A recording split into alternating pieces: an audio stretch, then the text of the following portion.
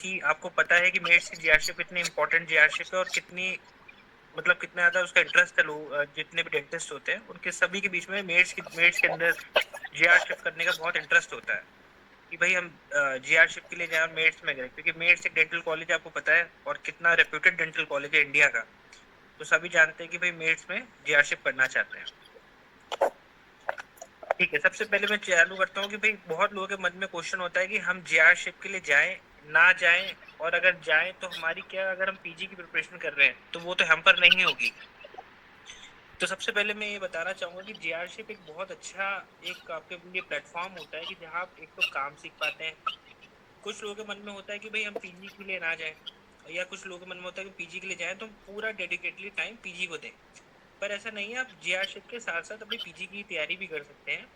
जीआरशिप एक तो ऐसा प्लेटफॉर्म होता है जहाँ आप बहुत अच्छा काम सीख सकते हैं, बहुत आप देख सकते हैं कि पेशेंट को मैनेज कैसे करना है, क्योंकि जब भी अभी आप कॉलेज से निकले होते हैं तो आपके अंदर एक कॉलेज का ही एक माहौल होता है कि भाई पेशेंट आया, पेशेंट को आपने कैसे डील करा, आपने डायग्नोसिस बनाया। पर जीआरशिप एक ऐसी जगह होती है जहाँ खुद आप पेशेंट को हैंडल करते हैं कि भाई पूरा पेशेंट आप ही के ऊपर है, आप वहाँ पे एक सर्विंग डॉक्टर हैं, आपने पेशेंट को कैसे हैंडल करना है, कैसे ट्रीटमेंट बताना है, कैसे उसका ट्रीटमेंट करना है, कैसे पेशेंट को रिकॉल करने हैं। और साथ साथ जीआरशिप का ये फायदा होता है कि उसमें आपको पैसे मिलते हैं जो कि आपकी सैलरी होती है। और दिल्ली एनसीआर में जो सैलरी मिलती है जूनियर रेजिडेंट को गवर्नमेंट में, वो एक बहुत अच्छी सैलरी होती है। तो एक साल के अंदर आप एक अच्छा अमाउंट अर्न कर लेते हैं, जिससे कि आप आगे जाके, जैसे मान लीजिए आपने अगर पीजी की तैयारी करनी है तो आप थोड़ा सा अपने आप को टाइम देके पीजी की तैयारी भी कर सकते हैं, और अपना कुछ लोग क्लिनिक स्टार्ट करना चाहते हैं क्लिनिक भी स्टार्ट कर सकते हैं, तो अच्छा अमाउंट मिलता है आपको। तो इसलिए जीआरशिप एक बहुत अच्छा प्लेटफॉर्म है। और पीजी की तैयारी भी आप इसके साथ साथ करिए, आप दिन में अपना जो भी आपके टाइमिंग्स होते हैं आप उसके अंदर जाइए, काम करिए, अच्छा काम सीखिए। मेड्स के अंदर ये फायदा रहता है कि आपको मल्टी डिपार्टमेंट एक्सपोजर मिल जाता है, जैसा कि डेंटल कॉलेज में होता है कि भाई ओएमआर में गए आप, कभी आप प्रोस्थो में गए, तो आप कैसे कैसे अलग अलग डिपार्टमेंट में जाते हैं, वहाँ कैसे काम होता है। तो मेड्स के अंदर ये आपको एक फायदा मिल जाता है जो कि बाकी जीआरशिप्स में उतना ज़्यादा नहीं मिल पाता। जैसे कि मान लीजिए आप और दिल्ली गवर्नमेंट हॉस्पिटल्स हैं, वहाँ पे प्रोस्थो का काम बहुत कम जगह होता है, पर आपको मेड्स के अंदर प्रोस्थो भी सीखने को मिलेगा, इम्प्लांट भी सीखने को मिलेगा। ठीक है, पेरियोडिक सर्जरीज भी देखेंगे, बहुत जो जैसे पूरे एक डेंटल कॉलेज का अप्रोच आपको वहाँ पे मिलता है। मेरे साथ डॉक्टर सुमन है, डॉक्टर सुमन पास आउट हैं पीजीआई रोहतक की, और अभी जीआरशिप कर रही हैं मौलाना आजाद में। तो उनसे हम ये जानेंगे कि भाई क्या क्या आपने इस एग्जाम के लिए क्या प्रिपेयर करना है, कैसे प्रिपेयर करना है, कितना प्रिपेयर करना है, और जो भी आपके डाउट्स हैं कि भाई मैम कैसे क्वेश्चंस आते हैं एग्जाम में। और अगर मैं एग्जाम में पास हो गया तो फिर एक मेरिट लिस्ट बनती है जिसके जिसके बिहार जिसके जिसके बेस पे आपको इंटरव्यू के लिए बुलाया जाता है। इंटरव्यू में क्या क्वेश्चन रहते हैं, इंटरव्यू में कौन कौन कितने पैनलिस्ट होते हैं, जो कहाँ से बिलोंग करते हैं, तो जितने भी डाउट्स हैं आपको इस जीआरशिप के लिए वो हम दूर करने की कोशिश करेंगे। कोई पॉइंट हम अगर स्किप करें तो आपके मन में कोई भी डाउट हो तो आप पूछ सकते हैं, ठीक है, बेझिझक। बेसिकली एक बहुत एक फ्रेंडली सेशन है। हम चाहते हैं कि आप जितना ज्यादा इससे फायदा उठा सकें, या जो हम आपके डाउट दूर कर पाए, इसलिए सेशन रखा गया है। ठीक है, तो टूथ प्रैक्टो का ये सेशन इसलिए है कि आपके मन में कोई भी डाउट मेड्स की जीआरशिप या कोई और भी जीआरशिप उसके लिए उसके अंदर ना आए। ठीक है, तो डॉक्टर सुमन हम आपका वेलकम करते हैं। ये आज तक ऐसे बहुत कम सेशन, मतलब मैंने तो नहीं देखा अपने टाइम में कि वो ऐसा सेशन होता हो जिसमें ये सब चीजें बता दी जाती हो। तो आप अपने आप को इंट्रोड्यूस करिए, फिर मैं आपसे कुछ क्वेश्चन चालू करता हूँ। Thank you, Dr. Mayank. So, hello everyone. This is Dr. Suman Kakkar. Right now, I am posted as a junior resident in MAIDS. I have graduated from Rohtak PGI. So, I'll be guiding you guys for anything you want to ask for a MAIDS JR exam. Doctor Suman, सबसे पहला question है कि आप जब pass out हुए तो आपके मन में ये तो रहा होगा कि भाई मैं पीजी के लिए, हर हर डेंटिस्ट चाहता है, हर एक बीडीएस पास आउट चाहता है कि मैं एक गवर्नमेंट कॉलेज की पीजी निकालूं, तो क्या ये क्वेश्चन आपके मन में भी था? Yeah, Dr. Mayank, that was the first question which came into my mind. But I think the experience which I have gained, by doing junior residentship in MAIDS, I think that is the most amazing experience I could ever get. The clinical practice, the skills I have gained from doing JRship, I don't know I could get it like in PG or not, but I think I have the most amazing experience in JRship. I think everyone should try and get into MAIDS JRship. It's the most amazing experience anyone can ever get. Doctor साहब, क्या आप कहीं और भी जेआरशिप के आपने कुछ और जेआरशिप के इंटरव्यू कहीं एग्जाम दिए या खाली पहला मेड से किया था? नहीं डॉक्टर साहब, मैंने एक एग्जाम दिया था, LHMC का एग्जाम दिया था, but I couldn't get into it. So my second exam was MAIDS and I was selected in MAIDS. अच्छा, तो नोटिफिकेशन जैसे अभी मैंने देखा कि एलिजिबल कैंडिडेट्स की लिस्ट आ गई है, तो एलिजिबल कैंडिडेट की लिस्ट आने के बाद कितने टाइम बाद आपका एग्जाम था, मतलब क्या कितना टाइम, अब ड्यूरेशन कितना मिला एग्जाम के लिए? So Dr. Saab, last year it was different. This year it's different. But I'm sure the students have been preparing hard for this exam because this is the most important JRship exam. So इतना कुछ मतलब time difference इतना भी है, but I know everyone जो भी आप NEET के लिए प्रिपेयर कर रहे हैं, the same questions are going to come in JR. ठीक है, so there is no different criteria if you are preparing for JRship, if you are preparing for NEET. So the exam pattern is same. They're going to check your basics, like they're going to check your basics in JRship exam also and in NEET also. अच्छा, कितने questions रहते हैं और कितना time duration का रहता है paper? Sir, questions will be 100. तो 100 क्वेश्चंस रहते हैं और सभी मतलब बहुत लाइक वो बहुत आपके बेसिक्स ही चेक करते हैं. कोई एग्जाम का लेवल कोई डिफिकल्ट लेवल नहीं होता. It's mild to moderate level होता है एग्जाम का. तो पूरा डेंटिस्ट्री पे बेस्ड होता है और कोई सब्जेक्ट तो नहीं होते हैं, पूरा डेंटिस्ट्री पे होता है? नहीं सर, आपको फार्मा और मेडिसिन के हार्डली यू विल गेट 5 और 10 questions, only 5 I guess. Otherwise the whole exam is based only on dental subjects. Okay, अगर मैं डेंटल सब्जेक्ट में मानूं कि डेंटल सब्जेक्ट कौन से डेंटल सब्जेक्ट जिनका पोर्शन ज्यादा रहता है इस एग्जाम में? Okay sir, so this I would like to tell you guys, कोई भी आप जेआरशिप का एग्जाम दे रहे हैं, so they mainly focus on 3 subjects which are anatomy, oral surgery and periodontics. So these are the 3 subjects which they are mainly focusing on, and even if you are going to appear in NEET, these 3 subjects are the main focus of the examiner. Anatomy, general anatomy के लिए बोल रहे हैं या dental anatomy? General anatomy, sir. General anatomy is like they ask questions from general anatomy. Like they'll be asking you 7 or 8 questions at least.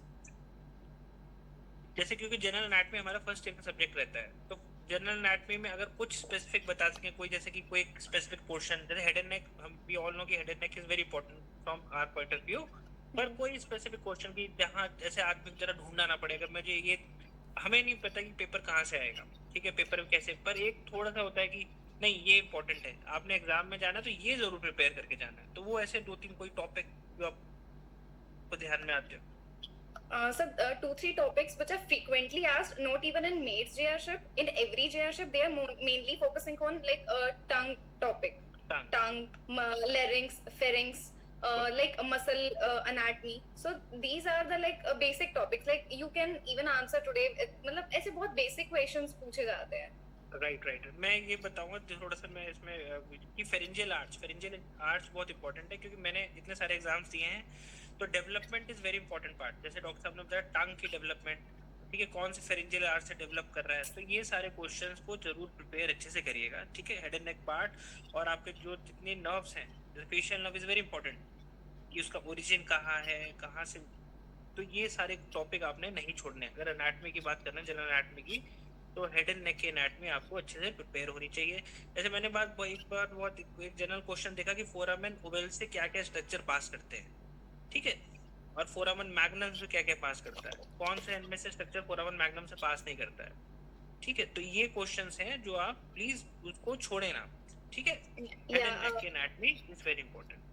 Yeah, in fact, the first question in MAIDS was itself only कि superior orbital structure, Fisher से कौन से structures पास कर रहे हैं, right. या thyroid gland के लिए कौन सी artery important है. So the artery part, nerve part and the vein part, this तो must be on your tips.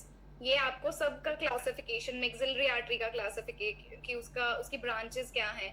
So these you guys must be knowing on tips. बहुत basic है, मतलब if you guys even go through the branches of every artery, nerve, So it will be very easy for you to answer the anatomy questions. Right, क्योंकि मैंने भी कुछ दिन मैं एक पेपर देख रहा था जनाब, तो फ्रेज सिंड्रोम पे क्वेश्चन था, फ्रेज सिंड्रोम, ऑरिकुलोटेम्पोरल नर्व पे क्वेश्चन था, पैरोटिड पे क्वेश्चन था, मैक्सिमम आपकी सेलिवरी कौन सेलिवरी ग्लैंड से कौन सप्लाई आती है, कौन से सेलिवरी ग्लैंड से मैक्सिमम सप्लाई आती है, ठीक है, कितना आप सलाइवा सेक्रेट कर रहे हैं, मतलब कितना आपके ग्लैंड सलाइवा सेक्रेट कर रहे हैं इन अ डे। तो ये बेसिक बेसिक क्वेश्चन है, इन पे जरूर ध्यान दीजिएगा। पेरियो को कोई टॉपिक जो ध्यान में आता हो जो आप हाँ चाहते सर, हैं?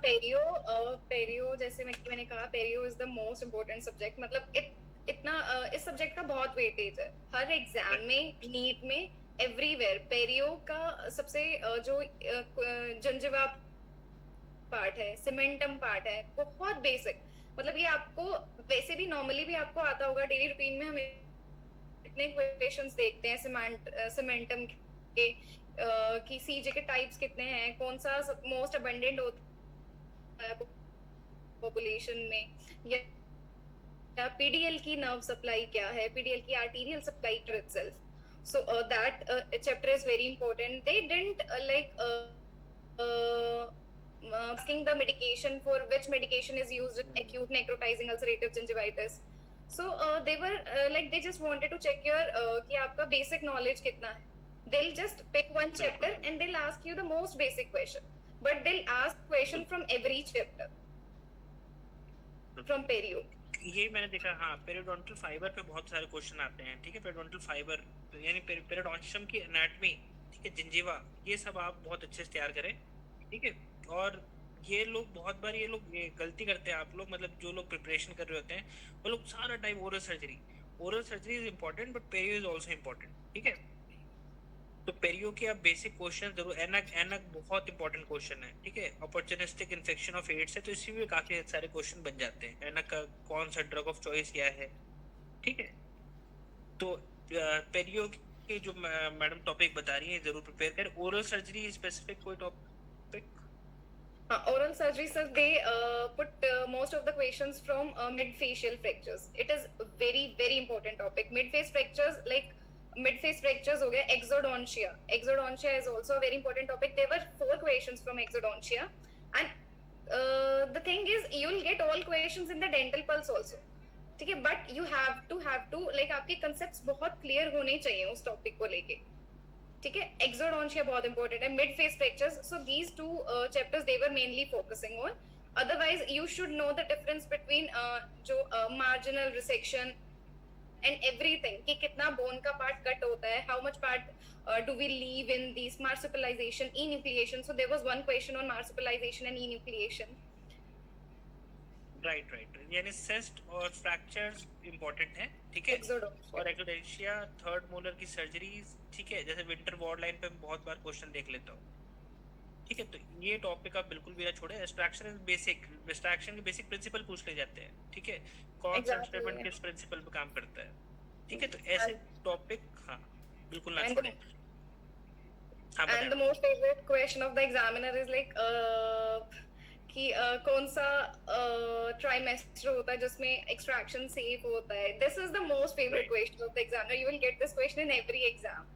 राइट, ये हाँ बिल्कुल, क्योंकि प्रेगनेंसी और जितने भी आपके मेडिकल डिसऑर्डर्स हैं, हाँ उस पे भी थोड़ा ध्यान दें, क्योंकि बहुत बार पूछ लेंगे कि भाई आप एक थायराइड, हाइपरथायराइडिज्म का पेशेंट है, तो कौन सा आप चॉइस ऑफ आपका एलए क्या होगा, ठीक है। ये सब चीजें आप नहीं छोड़ सकते।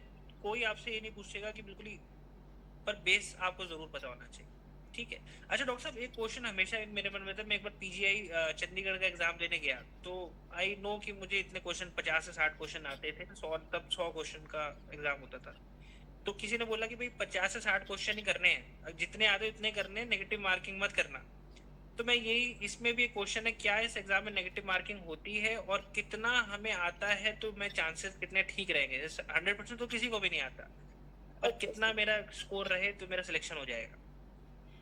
सर देखिए, नेगेटिव मार्किंग तो रहेगी, जो भी पैटर्न होता है नेगेटिव मार्किंग रहती है, बट अगर आपको अच्छी रैंक लानी है, and if you belong to like obviously there is a category wise distribution, right, ठीक है। सो मतलब like I attempted 97 or 98 questions, ठीक है, because the paper was easy at my like when I took the exam.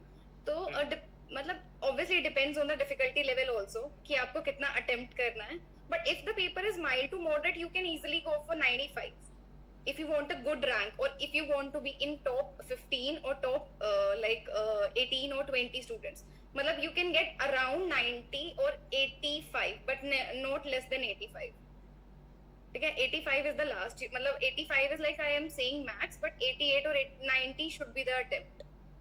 ठीक है, मतलब अगर मैं जनरल कैंडिडेट के लिए बात करूं तो 85 नंबर का एक हमें दिमाग में Easily. रख के चले कि 85, हाँ ठीक है। Easily. अच्छा डॉक्टर साहब, क्या इसकी जो मार्किंग होती है वो क्या इसको जब आप इंटरव्यू के लिए जाते हैं तो जैसे सीरियल नंबर से उनके नाम होते हैं कैंडिडेट के, तो क्या मार्किंग के बेस पे होते हैं या कुछ इसका आइडिया दे पाए? इंटरव्यू में सर बहुत सारे क्राइटेरिया होते हैं, मतलब आपके सीडीई पॉइंट्स चेक किए जाएंगे, लाइक सीडीई पॉइंट्स का there is a 5 mark section, then there is interview का जो भी आपके questions they will put up interview में, देन वी हैव ऑब्वियसली इसका 10 मार्क्स का क्राइटेरिया होता है कि आपका मेरिट लिस्ट में कितना स्कोर आया है, बट लाइक इट्स नॉट होता है, बट सब पॉइंट्स को मिला के ही आपका इंटरव्यू का वो डिसाइड किया जाता है। There were many students, not many but मतलब there were students जो मुझसे आगे थे but they didn't crack the interview exactly यही मैं पूछना चाहता था। because there will be CD points criteria, आपके पास सर्टिफिकेट्स मैटर करते हैं, या आपका जो भी स्कोर रहा है यूजी टाइम पे उसका एक सेक्शन होगा, so it's an like overall जो भी होगा उसके बेसिस पे ही डिसाइड होगा लाइक आपका इंटरव्यू जो भी होगा। ठीक है डॉक्टर साहब। अच्छा, जब आपका ये रिटर्न हुआ था तो इंटरव्यू के लिए कितने दिनों बाद आपको कॉल कर मिल गया था? सर रिटर्न के फर्स्ट ऑफ ऑल तो 4 आवर्स में रिजल्ट ही आ गया था। अच्छा ग्रेट, अच्छा ठीक ठीक ठीक। 4 आवर्स में you will get the results, और नेक्स्ट डे आई थिंक हमें अपीयर होना था अपने डॉक्यूमेंट वेरिफिकेशन के लिए। ठीक है, तो डॉक्यूमेंट वेरिफिकेशन के लिए इंटरव्यू था या उसमें कुछ टाइम? नहीं उसके बाद था सर, उसके बाद इंटरव्यू था, तो इंटरव्यू के लिए I think they took I think 12 10 और आई थिंक 11 डेज। अच्छा, तो यानी आपके पास मोटा मोटा आप 5 दिन या 6 दिन मान के चले, मतलब मोटा मोटा 5 से 10 दिन की आपके पास इंटरव्यू का टाइम, ठीक है? हाँ, इजीली पहले भी बुला सकते हैं। हाँ, पहले भी बुला सकते हैं जो भी रिगार्डिंग व्हाटएवर सर्कमस्टेंस। एक दिन में कितने इंटरव्यूज होते हैं डॉक्टर साहब? एक दिन में कितने? एक दिन में सर अब लाइक अभी जो मैं बिकॉज मैं जनरल कैटेगरी में अपीयर हुई थी, सो दे कॉल्ड लाइक हर स्टूडेंट का उन्होंने बुलाया था जनरल कैटेगरी और EWS candidates, they were called together, then OBC and SC candidates they were called together. ठीक है डॉक्टर साहब। अच्छा डॉक्टर साहब, पैनलिस्ट का हर एक स्टूडेंट के मन में रहता है कि अगर मेरा सिलेक्शन, मेरा रिटर्न क्लियर हो गया तो पैनलिस्ट कौन होंगे? क्या वो मेट्स के प्रोफेसर ही होते हैं या बाहर से भी आते हैं? थोड़ा एक मन में थोड़ा डाउट हमारा क्लियर कर पाए। और वो किस तरीके के क्वेश्चन पूछते हैं, वो आपको कैसे जज करते हैं, क्या क्या चीजें वो देखते हैं एक मतलब जिस कैंडिडेट को लेना चाहते हैं? सर जैसा कि मैंने आपको बोला, क्वेश्चंस जो इंटरव्यू में पूछे जाते हैं मतलब first of all they ask you like आपका कौन सा जैसे लाइक दे ट्रिक यू कि आपका कौन सा सब्जेक्ट फेवरेट है या वो, then they deep into that. Like when I was giving interview तो मुझसे पूछा गया था but I didn't say any particular subject, so my was probably based on eruption table, it was proper dental anatomy, like they asked me every single thing, like is it like 6.3 by 4 months, is it 6.5 months, so they ask questions like that, they'll choose one topic and they'll continue to ask questions on that topic only। so I was question आगे पीछे pop out हो गया, इसलिए मैं इसको वो कह रहे हैं कि एग्जाम आपका रिटर्न बेस्ड है, कंप्यूटर बेस्ड है, सीबीटी है, कंप्यूटर बेस्ड टेस्ट है, रिटर्न होगा जिसमें आपको गोला करना है ओएमआर शीट पे। रिटर्न बेस्ड है सर, ओएमआर मार्किंग। ठीक है, यानी ठीक है डॉक्टर इशिता, जो आपका एग्जाम होगा वो आपका ओएमआर शीट पे होगा, ठीक है? It is a written based, it is not computer based test, ठीक है? टिल नाउ अभी यही है, बाद में कोई चेंज हो जाए, कोई नोटिफिकेशन आ जाए उसके बारे में बोल नहीं सकते, पर अभी तक के लिए ये एक रिटर्न टेस्ट है। ठीक है डॉक्टर साहब, तो कितने पैनलिस्ट थे उसमें एग्जाम में? सर पैनलिस्ट मेरे जब मेरा इंटरव्यू था तब there were 5 panelist and I think so there was only I only know one professor from maids who was sitting there, she was sitting there, and rest of the faculty I think they were from outside panel only। अच्छा doctor साहब, हमेशा एक मन में एक घबराहट होती है कि क्या मैं दे पाऊंगा, क्या मतलब क्या वो पूछेंगे, थोड़ा सा उस क्योंकि आप एक सक्सेसफुल कैंडिडेट है तो उसको कैसे आप कोप अप करें, क्योंकि बहुत लोग बहुत अच्छे नहीं होते हैं सर, एकेडमिक्स में, पर इंटरव्यू के टाइम में थोड़ा सा घबरा जाते हैं। थोड़ा सा उसके बारे में नहीं बताना। Sir, interview is completely based on your knowledge. मैंने आपको पहले भी बोला, जैसे ही जी। रिटन एग्जाम बेसिक इंटरव्यू में they'll check your basic knowledge. Right. They'll ask you, मतलब they'll ask you basic questions, obviously they'll try to trick you, तो वहां आपको बचना है। बट बहुत basic, and they'll make you feel comfortable। ऐसा वो आपको बिल्कुल वो नहीं करेंगे, बहुत आपको कंफर्टेबल फील कराएंगे। Even if you can not answer, they'll give you time कि like you can relax, और अब रिलैक्स करके you can answer। तो बहुत इजी गोइंग इंटरव्यू होता है मेट्स का, मतलब बहुत इजी क्वेश्चंस पूछेंगे और हो जाता है सर वन गो में। वो इतना डिफिकल्ट आपके लिए करेंगे ही नहीं बिल्कुल भी इंटरव्यू। जी। और बाई चांस मुझे कोई क्वेश्चन नहीं आता है, मतलब कोई क्वेश्चन पूछा मुझे नहीं आता, तो मुझे उसको उसको स्किप करना चाहिए या मैं कुछ तुक्का टाइप्स मार सकता हूँ? नहीं नहीं सर, तुक्का तो नहीं मार सकते। So you definitely have to skip it, और you can just say sorry, I don't know this topic, and you can right just move on to the next one. मतलब आप कोशिश कीजिए कि आप गलत आंसर ना ही करिए। Right right right right right. ठीक है, अभी डॉक्टर इशिता के दो क्वेश्चन आए कि कौन कौन से इंपॉर्टेंट टॉपिक है। डॉक्टर इशिता, जैसे मैडम ने जब इंटरव्यू चालू करा था तो उसमें यही बताया कि सबसे जो इम्पोर्टेंट टॉपिक है that is general anatomy. General anatomy, perio और ओरल सर्जरी। मतलब आपके सारे डेंटल सब्जेक्ट से इंपॉर्टेंट है, पर ये तीन को थोड़ा सा प्रायोरिटी ज्यादा दीजिएगा। ठीक है, तो इसमें जैसे हमने टॉपिक डिस्कस करा, एनाटमी में आपके जितने भी फेरिंजियल आर्च है, डेवलपमेंट ऑफ टंग है, ठीक है, मैंडिबल है, तो ये सब थोड़ा सा इंपॉर्टेंट ध्यान दें। जितने भी आपके नर्व्स हैं, हेड एंड नेक की एनाटमी बहुत इंपॉर्टेंट है। ठीक है, तो इसको जरूर अच्छे से प्रिपेयर करिए। बाद में हमने पेरियो के बारे में बताया कि जिंजिवा, पेरिडोन्शियम, ये सब आपने बहुत अच्छे से तैयार करना है। बेसिक कितने टाइप पेरेंटल फाइबर है, क्या क्या किसका काम है। ओरल सर्जरी में फ्रैक्चर्स, मैम ने बोला है कि फ्रैक्चर बहुत इंपॉर्टेंट है। ठीक है, एक्सोडोंशिया पे जितने भी प्रिंसिपल हैं वो आपने अच्छे से तैयार करने हैं। ठीक है, सिस्ट इज वेरी इंपॉर्टेंट। ठीक है, ई न्यूक्लिएशन, मार्सुपिलाइजेशन, ये सब चीजें आपने अच्छे से पढ़नी है। ठीक है, और कोई आप रिटर्न के कुछ और डॉक्टर साहब हमें बता पाएंगे रिटर्न में और क्या चीजें ध्यान दें? सर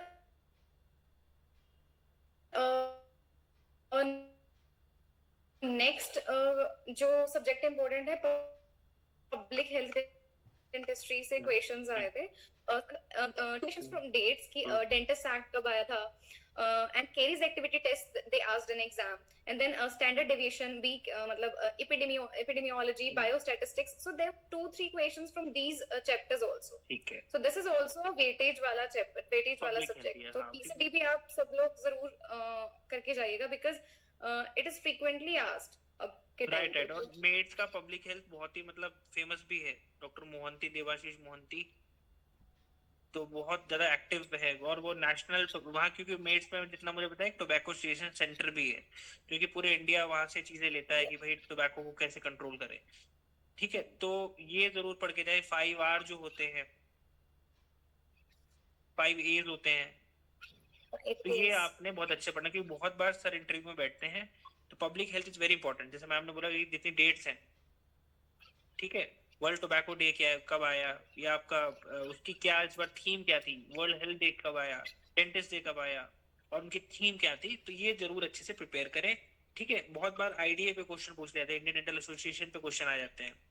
ठीक है, तो बेसिक बेसिक आप पब्लिक हेल्थ का भी पूरा प्रिपेयर करें। ओएमआर में कोई स्पेशल टॉपिक? नहीं सर, ओएमआर में कुछ ऐसा स्पेसिफिक टॉपिक नहीं आया। It was like Greenspan syndrome they asked, या Greenspan syndrome, that which students like mostly get confused about, like exactly, it's Greenspan to region greenspan. और region So topic, हाँ। this was asked, and then Pierre Robin syndrome, it's the most famous question. Right right And then right. cleidocranial dysplasia, मतलब they focused on like syndromic part the most. They focus on syndromic part वैसे भी, and बस यही था sir. OMR से कुछ ऐसा specific नहीं आया था। कौन सिंडो? Cones endo, sir, they focused on trauma part. The trauma अच्छा। part, everyone must be knowing, if it's lateral luxation, intrusive, avulsion part. You guys like have these topics on tips, या आपके बिल्कुल finger tips पे होने चाहिए। बहुत ही ज्यादा questions आते हैं ट्रोमा से, इसमें भी आते हैं। नीट के क्वेश्चंस भी सेम इसी पे बेस्ड होते हैं। ऑब्चुरेशन पार्ट पूछा जाता है, सीलर्स का पार्ट जो आजकल बिल्कुल न्यू बहुत सीलर्स आए इंपॉर्टेंट है, हैं, हाँ, बहुत बायोसेरामिक सीलर का। इम्पोर्टेंट है। बहुत इंपॉर्टेंट है। एंड थोड़ा सा परसेंटेज पार्ट पूछा जाता है कि इफ यू फाइंड रेडिक्स एंटोमोलारिस और रेडिक्स पैराम्बुलारिस, ये सब क्वेश्चंस का आपको परसेंटेज पता होना चाहिए। If you find extra canal and mandibular CI, what will be the percentage? Like I remember when I was going through Tooth Precto series, when I was preparing for maids, I joined Tooth Precto series that time पे. So I found most of these questions in the series only. So right, tooth Practo पे जो questions बने हैं, मतलब मुझे जितने लोग, जो लोग स्पेशलिस्ट बनाते हैं, वो लोग बहुत सारे पेपर्स को ना, पुराने पेपर्स को निकाल के बैठते हैं और फिर उस पर रिसर्च करते हैं। yeah. जी। अच्छा, ऑर्थो और पीडो से कोई important part? Sir, ortho growth chapter is very important. Like there were 2-3 questions from growth only. Myofunctional appliance, there was one question on Herbst appliance. So Herbst appliance, Jesper jumper, you guys must be knowing the difference कि इनके बीच में difference क्या होता है. Myofunctional appliances and orthopedic appliances. Headgear को कितने time के लिए हम use करते हैं, या how much force they do they produce जब हम उनको use करते हैं. Timing कितना होना चाहिए वो पूरे दिन में, 12 to 14 hours a day. तो आपको ये सब चीजें पता होना चाहिए. मैलोक्लूजन, इटियोलॉजी क्या है उसकी, ये जो भी बेसिक है ओक्लूजन का. And safe is very important. Safe का आपको पता होना चाहिए कि विच इज यूनिलेटरल कौन सा है, या बाइलेटरल मार्क कौन सा है. तो सेफ पे आजकल बहुत फोकस हो रहा है. वही अगेन मैं कहूंगी, नीट पे भी हो रहा है, जेआरशिप पे भी हो रहा है. So whatever you are preparing for NEET ना, जस्ट सेम ही पैटर्न रहता है जेआरशिप का, बिकॉज मेड्स आपको सेम ही पैटर्न देगा जो भी नीट का पैटर्न है. And obviously Tooth Precto series was very helpful when I was going through NEET also, and this year only I got 227 rank in NEET. I followed Tooth Precto very thoroughly because there were so many questions in question bank of Tooth Precto. I used to attempt like 1,000 questions per day in my last 1 month. आपको tooth Practo के बारे में कैसे पता चला, और क्या मतलब क्या डिफरेंट था? अगर मैं बोलूं कि बहुत सारे टेस्ट सीरीज इस टाइम मार्केट में अवेलेबल है, तो क्या चीज आपको बढ़िया मिली जो आपको लगता है कि जिसने आपको बहुत जल्दी फायदा दिया? क्या मतलब?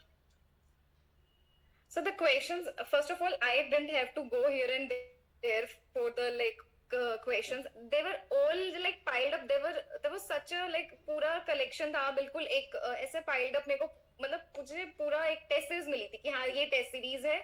So when I was going through the questions, तो मुझे कुछ भी इधर उधर नहीं देखना पड़ा, या मुझे questions की accuracy, because I joined many apps. मैंने काफी apps डाउनलोड की थी, and ऑब्वियसली बहुत सारा ऐसे होता है ना, जब हम करते हैं तो बहुत मिस्टेक्स होती हैं क्वेश्चंस में. तो मुझे काफी ऐसा हो गया था कि आई वांट लाइक एक ऐप जिसमें क्वेश्चंस के आंसर्स बिल्कुल ठीक हो. तो वो वाली चीज भी मुझे था कि टूथ प्रैक्टो के आंसर्स बहुत ज्यादा एक्यूरेट थे. एक्सप्लेनेशन पे जैसे, क्योंकि बहुत जगह होता है, जैसे मान लीजिए आप पल्स पे तैयारी कर रहे हैं, ठीक है, एक्सप्लेनेशन के लिए आपको जाना पड़ता है. आपको लगता है, मान लेना आपने क्वेश्चन अटेम्प्ट करा, उसको आपको लगता है कि मैं एक बार एक जो इसकी प्रेफर्ड टेक्स्ट बुक है उसमें जाके देख लूं, तो वहां कुछ हेल्प मिलती है क्या? सॉरी, जैसे मान लीजिए कोई भी क्वेश्चन दिखा, जैसे आप मान लीजिए डेंटल पल्स से तैयारी कर रहे हो, तो आप देखते हैं ना पीछे एक्सप्लेनेशन दिया रहता है, पर तब भी आपके दिमाग में बैक ऑफ द माइंड रहता है कि क्या ये एक्सप्लेनेशन ठीक है. मान लीजिए आप कोई पीडीओ का क्वेश्चन कर रहे हैं, तो आप सोचते हैं कि मैं मैकडोनल्ड जाके इसको एक बार देख लूं कि क्या ये एक्सप्लेनेशन ठीक है. तो क्या जो टूथ प्रैक्टो में जो एक्सप्लेनेशन दिए हैं वो कुछ ठीक है? मतलब क्या आप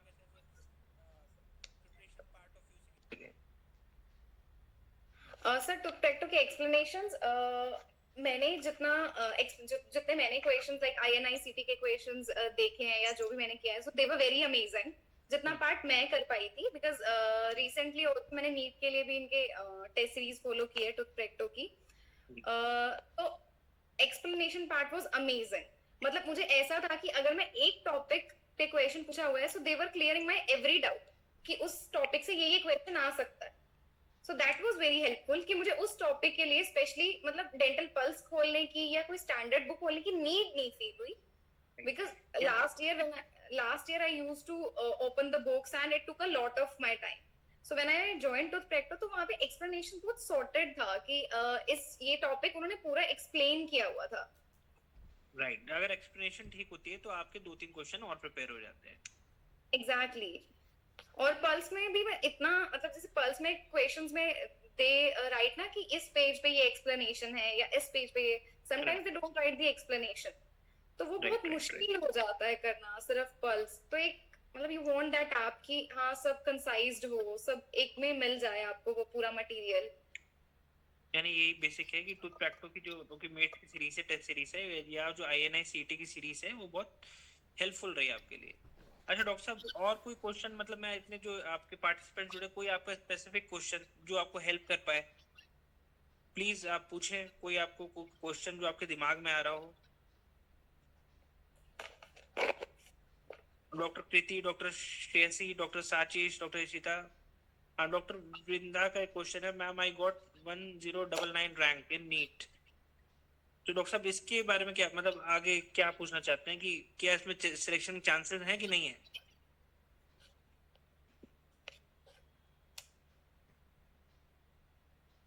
डॉक्टर वृंदा अपना क्वेश्चन कंप्लीट करें डॉक्टर साहब। अच्छा, शुड आई प्रिपेयर फॉर। अच्छा, डॉक्टर वृंदा क्वेश्चन है कि उनकी नीट में 1099 रैंक है, क्या उससे उन्हें इस जीआरशिप के लिए प्रिपेयर करना चाहिए? Vrinda, why won't you be able to? I didn't understand your question. Why won't you be able to prepare for NEET? I got like 700, 800 rank last year, and I was able to crack JRship. So these are two different things. If you are thinking कि मेरा JRship में इतना मतलब मेरा NEET score इतना नहीं था, तो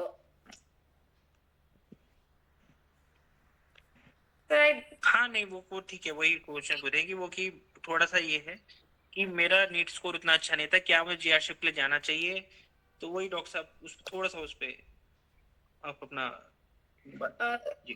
तो Vrinda that's what I am telling you कि मेरा नीट स्कोर इतना अच्छा नहीं था लास्ट ईयर। मेरा नीट स्कोर 700 800 अराउंड था, but still I got my JRship rank general category में, and then I was called for the interview and then I got selected. So कोई भी exam, not even JRship exam, even NEET exam, even AIIMS exam, बहुत different exams हैं। आप कभी भी I know many students who got fourth rank in INICT, and then in NEET their ranks were like 496 or 497. So these three exams or JRship exams, be it NEET exam or AIMS exam, they all are very different exams. You cannot judge yourself by the NEET rank or AIMS rank or JRship rank. So what if you were not able to get good rank in NEET? Maybe you are able to crack JRship exam, Right, and right, right. you 1000 rank in NEET. Believe me, you will easily be able to crack JRship exam. It's so basic. You'll easily be able to crack Right, JRship exam. बिल्कुल doctor Vinda, बिल्कुल जैसे doctor ma'am ने बताया कि बहुत सारे ऐसे, हर exam आपको ऐसा नहीं होता कि आपका बहुत अच्छा जाए। जैसे मेरे टाइम में अगर हम 5 से 6 साल पहले जाए तो ऐसा होता था कि कोई एग्जाम बहुत अच्छे नहीं गए और कुछ एग्जाम बहुत अच्छे चले जाते थे। और मैंने बहुत बार देखा जिनका नीट नहीं हुआ उनको एम्स, तब एम्स का अलग Exactly. एग्जाम होता था, एम्स Exactly. एम्स में सेलेक्ट हो जाते थे। तो ऐसा बिल्कुल नहीं है कि आपके 1099 रैंक इज ऑल्सो गुड, कि ऐसा अगर आप पहली बार प्रिपेयर करें तो 1099 रैंक इज ऑल्सो गुड। तो Exactly. ऐसा नहीं सोचना है कि मैं ये कर पाऊंगी कि नहीं। बिल्कुल आप जेआरशिप के लिए तैयारी करें और क्या पता सिलेक्ट हो जाए, ठीक है? तो ऐसा नहीं मन में रखना है कि मुझे जाना चाहिए कि नहीं जाना चाहिए। Doctor Even with Shreyasi, the आपने क्या कुछ जी? जी जी प्लीज, हाँ डॉक्टर सुमन बताएं। remember, but I was telling you, I didn't get selected for LHMC exam. But then I gave NEET's exam, I got selected. But I didn't get good rank in NEET. Then when I was doing my JRship in NEET, then I was like, just try for Safdarjung exam. Then I cracked the Safdarjung exam. So it's just आपका, it's not like कि आप एक exam में नहीं हुआ, और 1000 is a very good rank for a मतलब 1099 is for me top 2000 ranks or top 1500 ranks. Everyone has worked hard. It's just a matter of 2 or 3 questions, because the ranks get like बहुत up and down हो जाता है एक दो questions में। So it doesn't matter कि आप NEET में क्या रैंक थी, तो आप अपना जेआरशिप का एग्जाम दीजिए और बहुत अच्छे से दीजिए। डॉक्टर ऋतिक का क्वेश्चन है कि picture based, image based question होते हैं क्या इस एग्जाम में?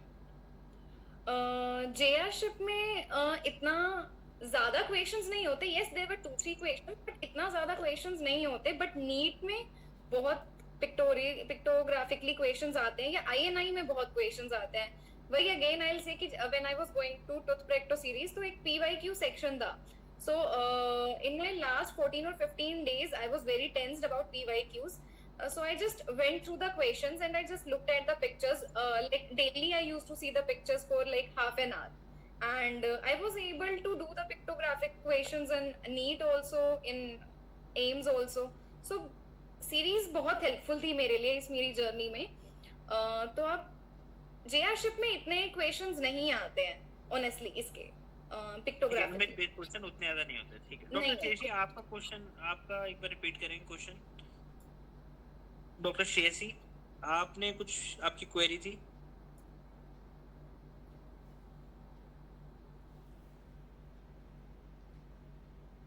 अच्छा, डॉक्टर शेषी का क्वेश्चन है कि बायोकेमिस्ट्री से कोई क्वेश्चन आते हैं क्या? नहीं डॉक्टर शेषी, बीकेम से इसमें बायोकेमिस्ट्री, फिजियो, माइक्रो, यानी जो मेडिकल सब्जेक्ट्स है, मेडिकल सब्जेक्ट्स का कितना क्वेश्चन रहता है? यानी मेडिकल सब्जेक्ट्स का मैंने आपको पहले भी बोला है कि फार्मैक आती है, 2-3 questions will be from pharmacology.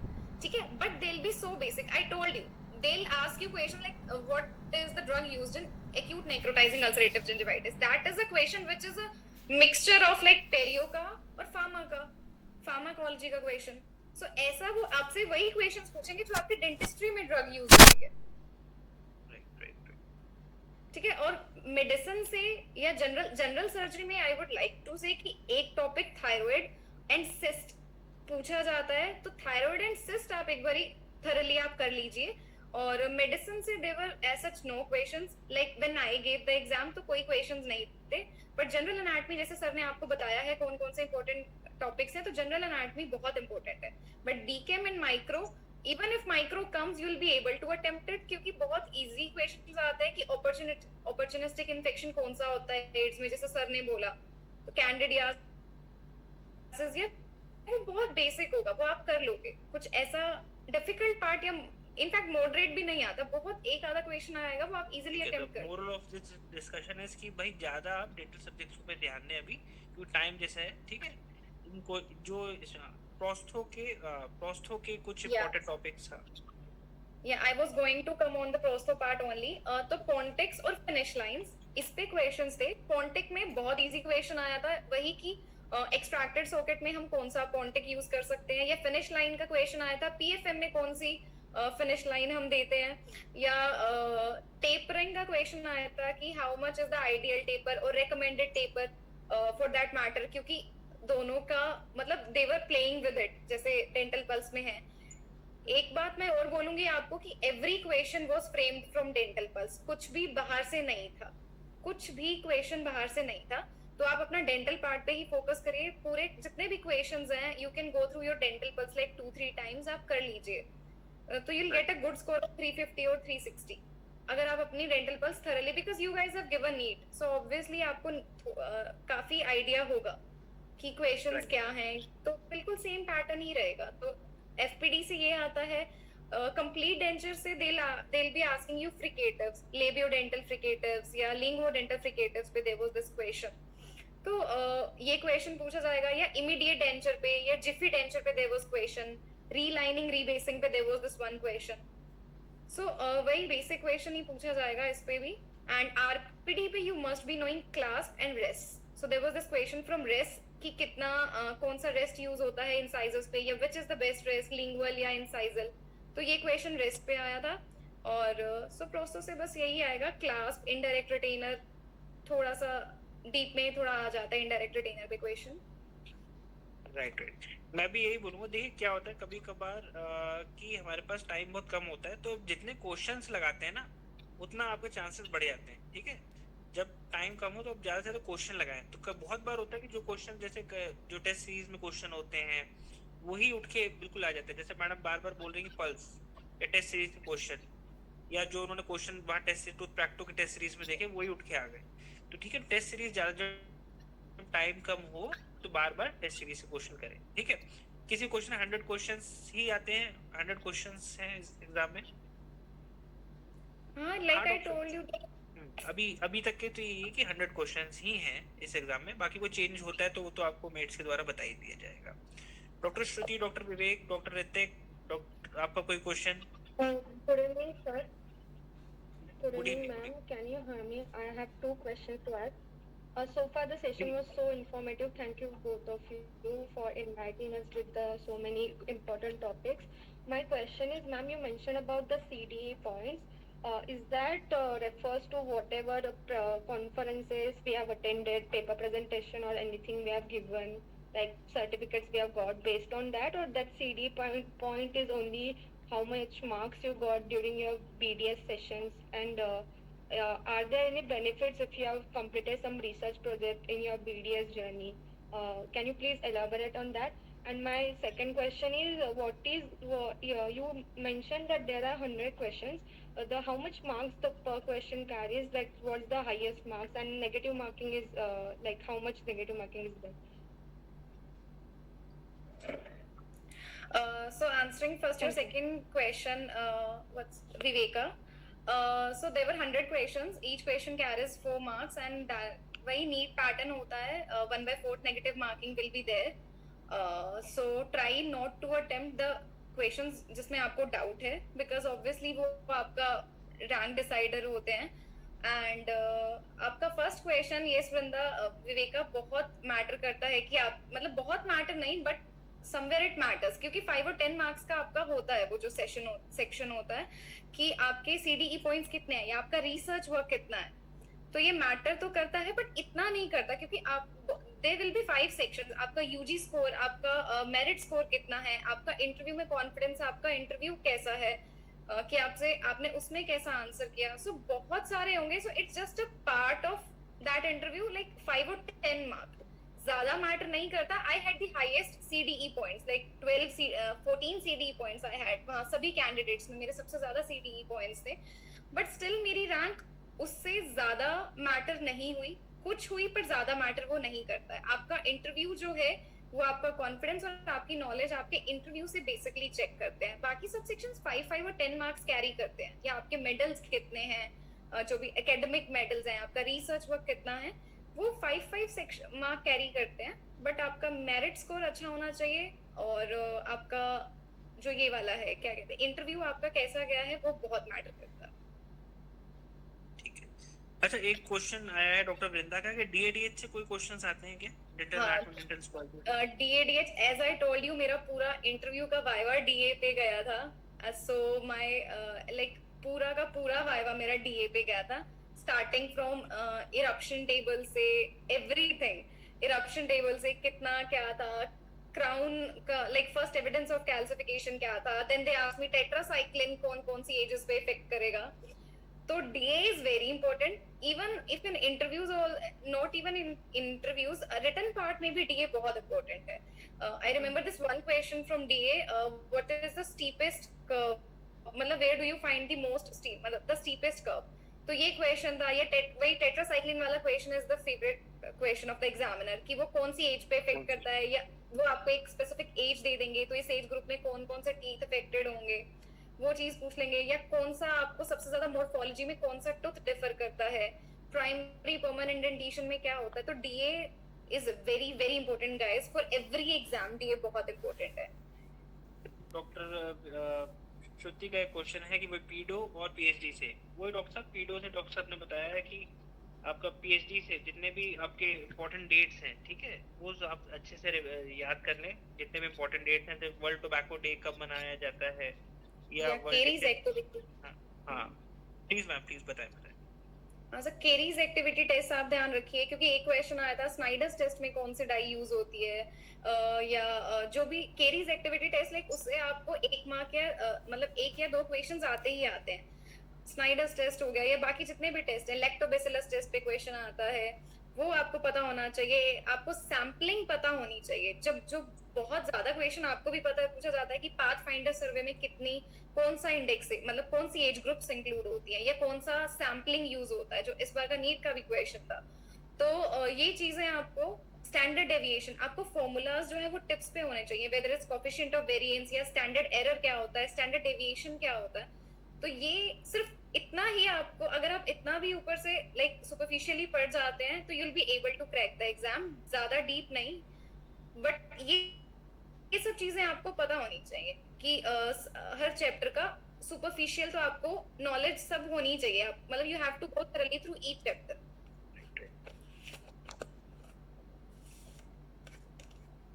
Any other question? Dr. Sachish, Dr. Ishita, आपका कोई क्वेश्चन?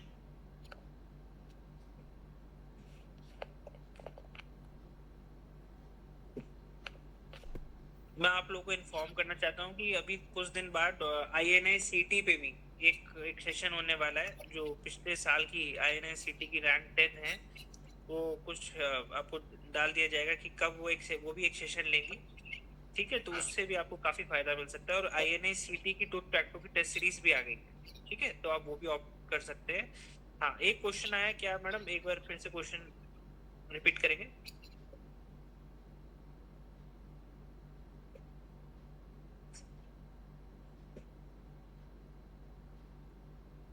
Last question please. हाँ, क्या are there more clinical question asked? Doctor Ishita want to ask clinical question, या ज्यादा आपका थ्योरी बेस्ड ज्यादा रहेगा या क्लिनिकल क्वेश्चन ज्यादा रहेंगे? So Dr. Ishita, theoretical exam होता है, clinical questions last year applied नहीं इतना पूछा गया, बट ऑनेस्टली मुझे लगता है कि इस like every year pattern change होता है। सो जैसे इस ईयर नीट में भी काफी अप्लाइड पेपर आया था, तो आई एम थिंकिंग कि more of the applied aspect भी आ सकता है, तो आप अपना अप्लाइड भी प्रिपेयर करके ही चलिए। थ्योरेटिकल वैसे लास्ट ईयर जब मैंने एग्जाम दिया तो थ्योरेटिकल क्वेश्चंस ज्यादा पूछे गए थे।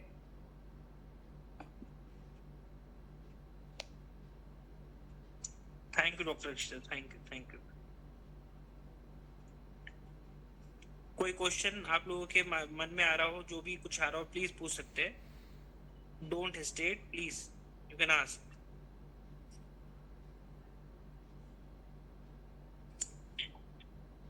Doctor Rajat. Hello sir. Hello doctor Rajat, hello doctor. Now you can conclude the session.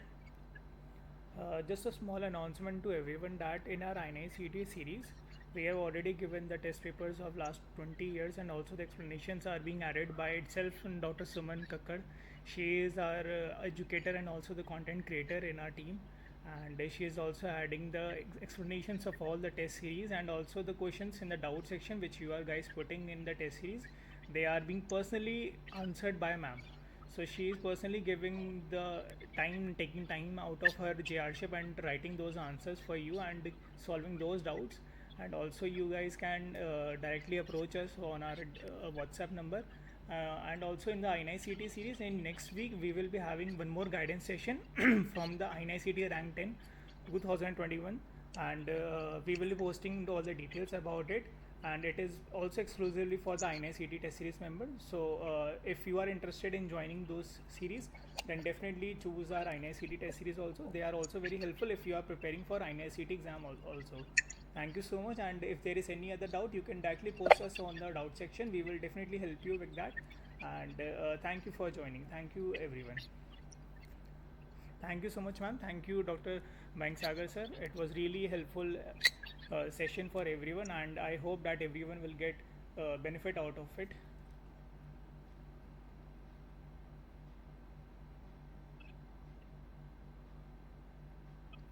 मतलब अगर मेरे मन में क्वेश्चंस होते हैं, जो भी मैं सोचता हूँ कि ये क्या क्या पूछा जाएगा, तो सारे बहुत अच्छे से बताए। थैंक यू डॉक्टर सुमन, आपने बहुत अच्छे से सारी चीजें बताई, और मेरे ख्याल से बहुत इफेक्टिव सेशन था। अगर मैं भी मैं अगर कोई कैंडिडेट हूँ, तो मुझे सारी चीजें बहुत अच्छे से आपने समझाई। Thank you very much. और मैं सारे जितने भी पार्टिसिपेंट जो जुड़े हैं, सबको ऑल द बेस्ट कहूंगा कि आप अपनी प्रिपरेशन अच्छे से करें। कहीं पे भी कोई फंसे, कोई प्रॉब्लम आए,